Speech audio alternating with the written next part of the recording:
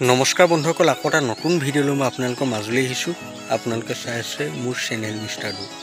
বন্ধুসকল, এইকেইদিন মোৰ গাটো একেবাৰে ভাল নহয়, হ'লেও আপোনালোকৰ বাবে মই এই ভিডিঅ'টো প্ৰস্তুত কৰিছোঁ। কাৰণ এইকেইদিন মোক আপোনালোকে সদায় কমেণ্ট কৰি সুধি আছে যে গোলাঘাটৰ ৰঙাজনৰ যিখন লটাৰী খেল, সেই লটাৰী খেলখন কোন তাৰিখে অনুষ্ঠিত হ'ব আৰু সেই লটাৰী খেলখনৰ টিকট আমি কেনেদৰে পাম। মই আপোনালোকক এতিয়া সকলোখিনি কথা জনাবলৈ গৈ আছোঁ, কিন্তু তাৰ আগতে আপোনালোক যদি মোৰ চেনেলটোত নতুনকৈ আহিছে তেনেহ'লে ছাবস্ক্ৰাইব কৰি লওক আৰু ভিডিঅ'টো অকণো স্কিপ নকৰাকৈ চাই যাব। তেতিয়াহে আপোনালোকে সকলোখিনি কথা বুজি পাব। আৰু ভিডিঅ'টো চাই ভাল লাগিলে চেনেলটো ছাবস্ক্ৰাইব কৰি ভিডিঅ'ত লাইক এটা কমেণ্ট কৰি দিব। বন্ধুসকল, এতিয়া আহক আমি আচল কথাৰ মাজলৈ যাওঁ। বন্ধুসকল, অসমৰ ভিতৰত সকলোতকৈ বৃহৎ খেল এখন হ'বলৈ গৈ আছে আৰু সেই খেলখন হ'বলৈ গৈ আছে গোলাঘাটৰ ৰঙাজানত। আৰু সেই খেলখন 5 জুন তাৰিখে হ'বলৈ গৈ আছে। আপোনালোকে যদি এতিয়ালৈকে টিকট লোৱা নাই তেনেহ'লে আপোনালোকে অতি সোনকালে এই খেলখনৰ টিকট লৈ লওক। আপোনালোকক মই জোৰ নকৰোঁ যে এই খেলখনৰ টিকট ল'বই লাগিব, কিন্তু আপোনালোক যদি এই খেলখনৰ টিকট লোৱাত আগ্ৰহী হয় তেনেহ'লে নিশ্চয় আপোনালোকে এই খেলখনৰ টিকট ল'ব পাৰিব। মই আপোনালোকক এতিয়া কেনেদৰে টিকট ল'ব লাগিব সেই সকলোখিনি কথা কৈ আছোঁ, কিন্তু তাৰ আগতে আপোনালোকৰ হয়তো জানিবলৈ মন গৈ আছে যে এই খেলখনত কি কি উপহাৰ আছে। মইতো আপোনালোকক কৈছোঁৱে যে এখন বৃহৎ খেল হ'বলৈ গৈ আছে, গতিকে এতিয়া মই আপোনালোকক এই খেলখনত কি কি উপহাৰ আছে সেই উপহাৰখিনি দেখুৱাবলৈ গৈ আছোঁ। আপোনালোকে ভালদৰে চাই লওক।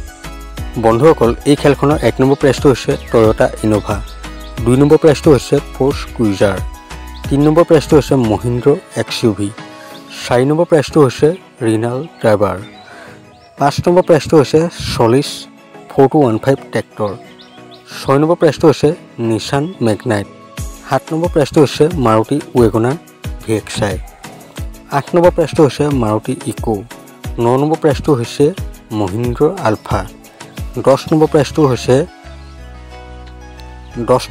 হৈছে পাৱাৰ টেইলাৰ, 11 নম্বৰ প্ৰাইজটো হৈছে ৰয়েল এনফিল্ড ক্লাছিক, 11 নম্বৰ প্ৰাইজটো হৈছে 12 নম্বৰ প্ৰাইজটো হৈছে য়ামাহা R15, 13 নম্বৰ প্ৰাইজটো হৈছে হিৰো গ্লেমাৰ, 14 নম্বৰ প্ৰাইজটো হৈছে বেটাৰী ই-ৰিক্সা, 15 নম্বৰ প্ৰাইজটো হৈছে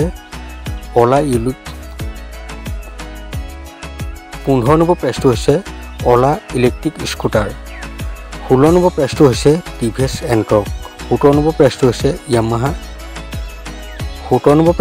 য়ামাহা ৰেজেটাৰ, 18 নম্বৰ প্ৰাইজটো হৈছে TVS মপেড, 19 নম্বৰ প্ৰাইজটো হৈছে 22 কেৰেট গ'ল্ড চেইন আৰু 20 নম্বৰ প্ৰাইজটো হৈছে এটা ডিপ ফ্ৰিজ।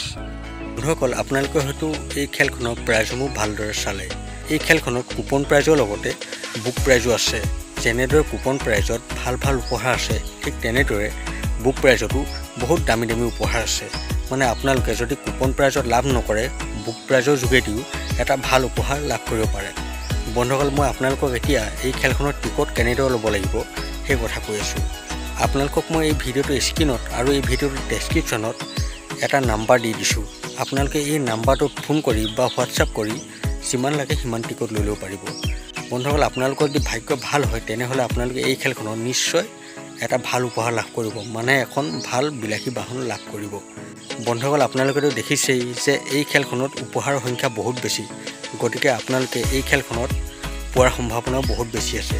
গতিকে বন্ধুসকল, আপোনালোকে অতি সোনকালে এই খেলখনৰ টিকট লৈ লওক।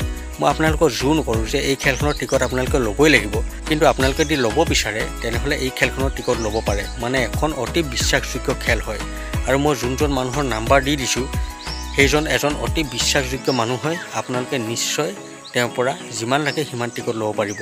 আপোনালোকে একো অসুবিধাৰ সন্মুখীন নহয়। বন্ধুসকল, আপোনালোকে যদি এই খেলখনৰ টিকট লৈছে তেনেহ'লে কমেণ্ট কৰি জনাবলৈ কিন্তু একেবাৰে নাপাহৰিব।